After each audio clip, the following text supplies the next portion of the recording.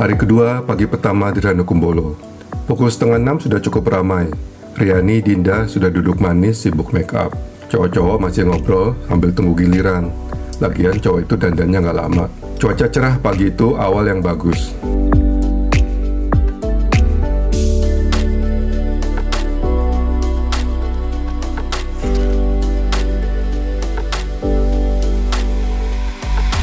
Riani menyempatkan untuk berolahraga sejenak. Indah banget ya backgroundnya. Jangan bingung kalau kami kembali ke jalan setapak yang kami lalui kemarin. Memang, sampai beberapa hari ke depan, kami akan jadi penghuni Ranukumbolo. Sampai hari kelima, lokasi syuting masih di Ranukumbolo dan sekitarnya.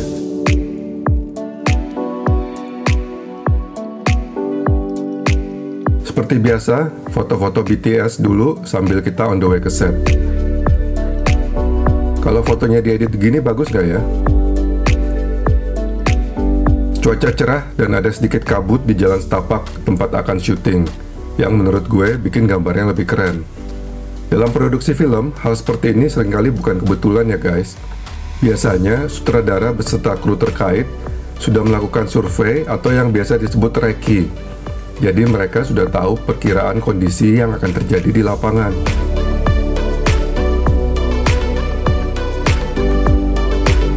Kesulitan syuting di jalan setapak ini, walau gambarnya indah, tapi tempatnya jadi sangat sempit untuk pemain dan kru sebanyak ini.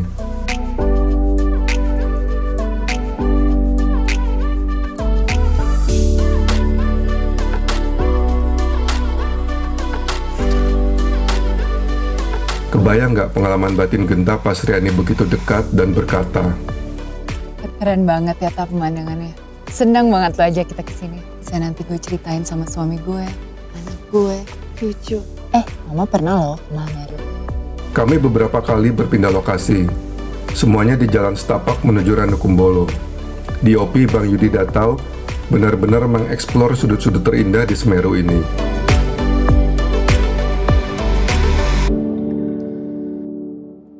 Setelah itu, seluruh rombongan dengan sejuta perlengkapannya kembali turun ke danau. Ariel, Genta, bareng Ian turun. Terlihat Ariel begitu telaten menolong Ian. Memang lumayan curam jalan setapaknya. Leadership mantan kapten timnas basket itu memang masih ada guys.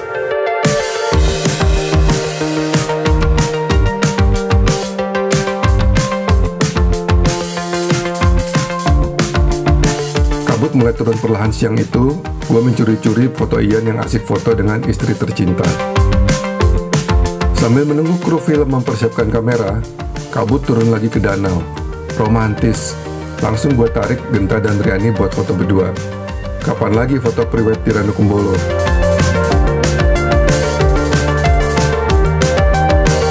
Habis itu, gue motret mereka bertiga dengan Zafran.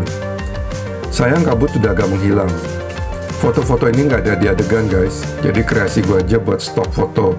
Karena gue tahu ada cinta segitiga di antara mereka, dan ada bagusnya juga kalau gue punya fotonya. Kru film tampaknya sudah siap. Ngapain tuh Genta sendirian di atas batu? Oh, rupanya dia nunggu Ian.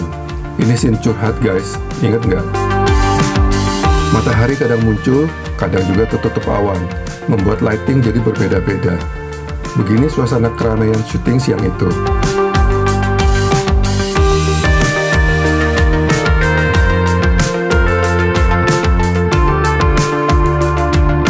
Foto behind the scene paling epic menurut gue. Ian makan Indomie, lengkap dengan mangkoknya. Dari mana pula dapat mangkok gitu di Semeru? Selagi Genta dan Ian syuting, ngapain tuh kakak beradik Ariel dan Arinda? Lagi ledek-ledekan.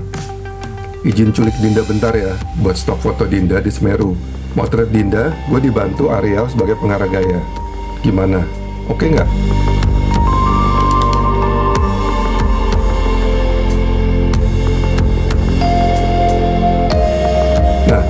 Lanjut syuting adegan Riani curhat sama Ian. Sutradara, dua Astrada, dan DOP Bang Yudi sibuk ngasih pengarahan. Ada yang ingat adegan ini?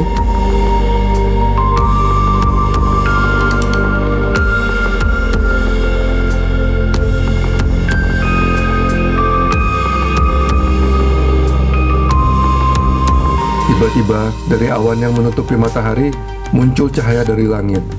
Stairway to Heaven. Yang dekat gue saat itu ada Genta, Riani, dan Ariel. Jadi mereka yang kebagian di foto-foto.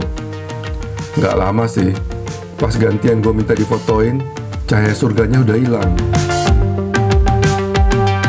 Belum selesai, kita naik lagi ke atas bukit. Sekilas kelihatannya nggak jauh, tapi orang yang di bawah tuh udah kecil banget, berarti lumayan jauh juga ya. Adegannya sebagian sudah di-shoot kemarin, adegan mereka melihat ke Ranu Kumbolo. Begitulah syuting film guys, satu scene itu bisa shootnya berbagai angle dan banyak. Kadang syuting seharian itu, pas tayang cuma jadi 5 menit atau bahkan kurang. Pukul setengah 5 sore, kami kembali ke base camp. Lumayan, gue sempat difotoin bareng Riani dan Dinda. Tim bersih-bersih selalu yang terakhir pulang.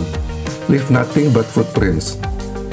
Bisa dilihat, kita berusaha mengumpulkan semua sampah kita selama syuting. Dan, ketika kalian yang nonton YouTube ini aja mungkin sudah lelah, kami masih lanjut syuting ya malam itu.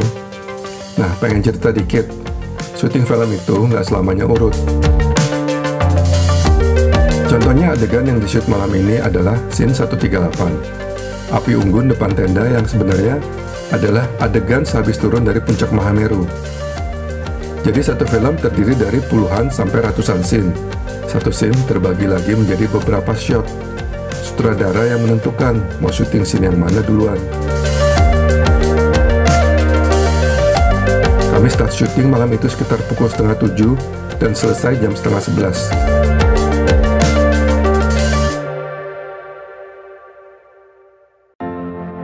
Hari ketiga di Ranu Kumbolo, pagi ini awalnya lumayan unik ya. Dinginnya juga tidak sedingin kemarin. Mungkin kami sudah terbiasa. Setengah 7 pagi, Genta, Dinda, dan lainnya sudah bersiap. Hore, pagi ini syutingnya di Tanjakan Cinta. Jadi nggak perlu jalan untuk mencapai lokasi.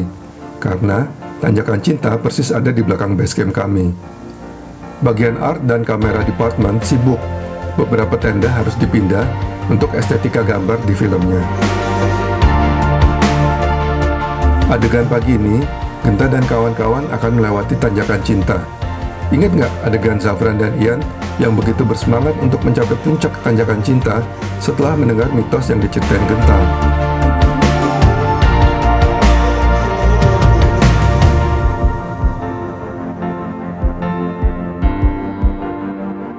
Mitosnya, bagi yang terus mendaki tanjakan, sambil terus memikirkan orang yang kita cintai, maka semua mimpi tentang orang yang kita cintai itu akan terwujud. Syaratnya, asal selama naik, nggak boleh nengok ke bawah.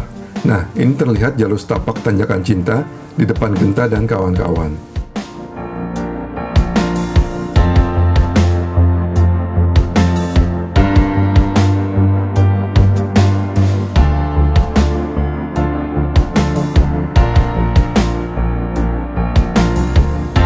Seperti biasa, matahari jam 11 sudah tidak bersahabat buat lensa gue.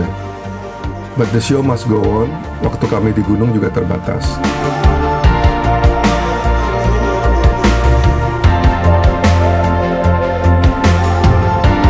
Sehabis break makan siang, matahari sudah tidak terlalu terik. Foto BTS dengan latar Ranu Kumbolo pun cukup mempesona.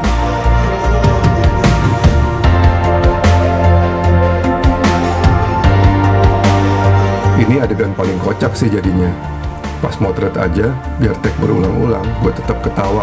Zafran dan Ian memang cocok kalau komedi. Dan tiba-tiba hujan. Cuaca di gunung memang cepat berubah-ubah. Buat sinematografi dan fotografi, derajat Kelvinnya tidak pernah stabil. Ini jadi tantangan tersendiri buat produksi film 5 cm ini. Kita pun hanya bisa menunggu hujan reda. Hujan pun berhenti, matahari muncul kembali. Kami pun bergegas melanjutkan syuting shot-shot yang belum terambil. Scene ini memang variasi shotnya cukup banyak. Ian dan Zafran tampaknya lelah, harus mengulang adegan naik Tanjakan Cinta berkali-kali. Sudah gitu, mereka kan nengok ke bawah, hilang deh tuh Dinda dan Happy Salma. Kita nggak boleh nengok ke bawah. Lu sih! Lu bego! Lu bego kagak sekolah. Lu apa lihat ke bawah? Ngikutin lu tadi. Udah jauh banget lagi. Ya, tau gitu gue berangkat sendiri tadian.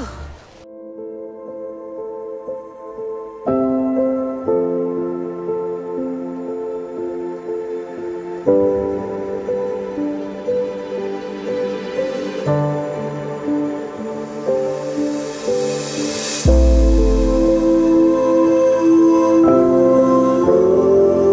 Ditemani angin malam dan dinginnya Ranukumbolo, kami syuting dalam senyap. Ini adegan Genta akhirnya memberanikan diri buat nembak Riani. Walau cuma berdua, take-nya cukup lama, banyak jeda di antara setiap take. Adegan ini memang cukup menguras emosi Riani dalam berakting untuk mengimbangi Genta.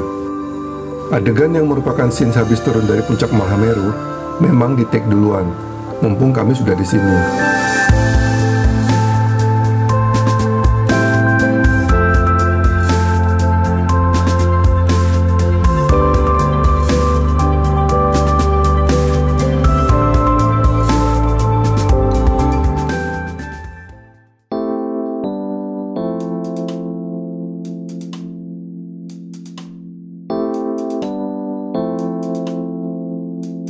Hari keempat di Ranukumbolo.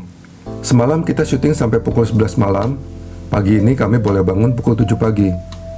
Syuting pagi ini adalah scene pagi hari setelah Genta nembak Riani dan Safran yang sebetulnya belum tidur saat itu. Adegan tanpa kata Riani dan Safran ini menurut gue memiliki begitu banyak makna.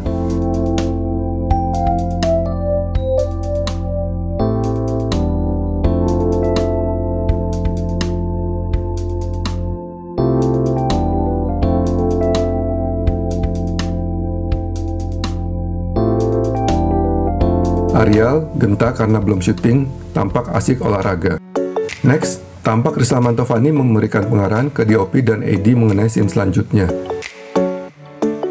Setelah melalui berbagai hal, akhirnya mereka berhasil sampai ke puncak Mahameru bersama. Akhirnya, 5 sekawan spontan untuk ceburin Genta ke Ranukumbolo. Dan sudah ketebak, sehabis Genta, mereka pun menceburkan diri masing-masing. Sebelumnya, tim art dan kostum sibuk mengotori para pemain dengan debu-debu Mahameru. Baju dan muka yang bersih pun berubah sesuai dengan situasi mereka yang baru turun dari puncak. Habis itu, latihan ceburin Genta yang langsung diarahkan oleh ketiga Astrada 5 cm, 3D alias Dondi, Dillon, dan Dadi. Pas ngedit video ini gue baru sadar kalau sepatu Genta itu basah dan dia nggak punya cadangannya.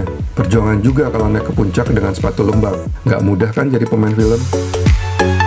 Kabut mulai turun di danau ketika Riani bersiap lompat. Tim kamera sudah siap.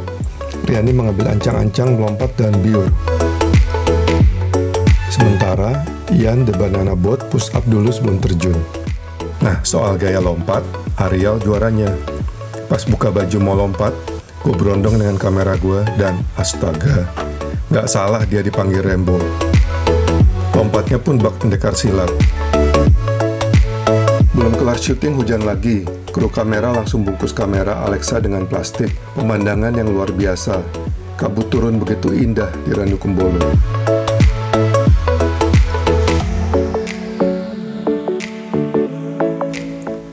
Ternyata, belum sampai hari kelima dan 6 di Ranukumbolo, videonya sudah lebih dari 10 menit.